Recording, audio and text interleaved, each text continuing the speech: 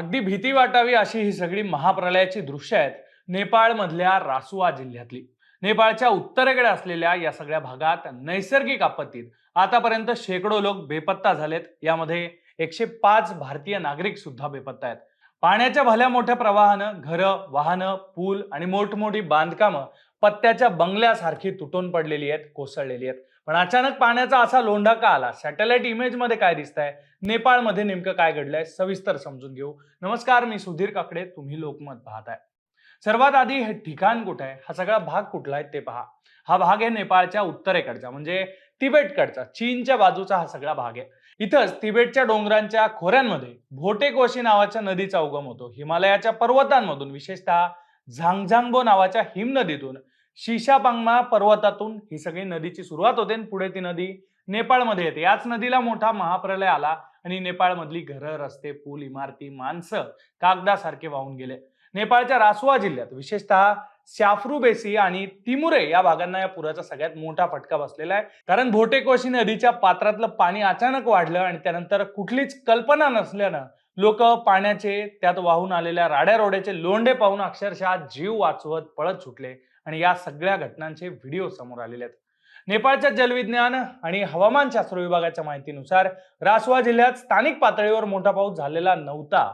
पण तिबेटच्या सीमेवर असलेले हिमतलाव फुटल्यानं, तसंच तिबेटच्या डोंगराळ भागांमध्ये झालेल्या ढगफुटीमुळे हे सगळं घडलेलं असण्याची शक्यता आहे.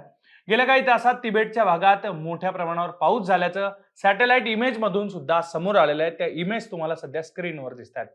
नेपाळला पुराचा एवढा धोका काय हे समजून घेतलं पाहिजे. नेपाळ हा जवळपास संपूर्ण देशच डोंगरच्या खोऱ्यांमध्ये, डोंगरावरच्या लहान लहान पठारांवरती वसलेला. इथं भरपूर लोक डोंगराच्या उतारांवर राहतात, नद्यांच्या बाजूला राहतात आणि खालून तिथून नद्या वाहत असतात. या नद्यांचा उतार जो आहे तो फार तीव्र असतो. या नद्यांना जेव्हा पाणी येतं तेव्हा ते अचानक वेगानं येतं आणि तिथे पूर आल्यासारखी परिस्थिती निर्माण होते आणि अगदी काही क्षणात सगळं उद्ध्वस्त होतं. त्यामुळे पुराचा धोका नेपाळला कायम राहिलेला आहे. हिमालयातल्या हिमनद्या वितळून त्याच्या पाण्याने जे तलाव तयार झालेले असतात, हे तलाव खडक आणि बर्फाच्या नैसर्गिक भिंतींपासून, आवरणांपासून तयार होतात. मग इथं जेव्हा भूस्खलन होतं किंवा मोठा पूर येतो, पाऊस येतो, तेव्हा हे तलाव फुटतात आणि यामुळं महापूर येतो आणि नद्यांना महाप्रलयासारखी परिस्थिती निर्माण होते. आता तिबेटमधून येणारी ही जी भोटेकोशी नदी आहे, ही नंतर नेपाळमध्ये येते आणि तिथं ती त्रिशुली नदीला, तिच्या आजूबाजूच्या परिसराला मिळते. त्यानंतर ती पुढे भारतातल्या गंडक नदीत विलीन होते. त्यामुळे हिमालयात झालेल्या या नैसर्गिक घडामोडींचा फटका आधी नेपाळला आणि नंतर खाली भारताच्या सीमेवर असलेल्या बिहार सारख्या भागांनाही बसतो. याआधी 2025 ला सुद्धा भोटेकोशी नदीत अशाच प्रकारे हिम तलाव फुटल्यामुळं नेपाळ चीन सीमेवरती एक जोडणारा पूल आहे तो वाहून गेला होता. एकूणच हवामानात होणारे बदल, अस्थिर भूप्रदेश आणि पाऊस असं सगळं नेपाळसाठी धोकादायक ठरतंय. तसंच ही सगळी परिस्थिती पाहिल्यानंतर भारतातल्या उत्तरेकडच्या, ईशान्येकडच्या राज्यांसाठीही ही घटना म्हणजे एक अलर्ट असणार आहे. नेपाळमध्ये सध्या किती नुकसान झालेलं आहे, किती लोक गेलेत, याची अधिकृत माहिती समोर यायला बराच वेळ लागणार आहे.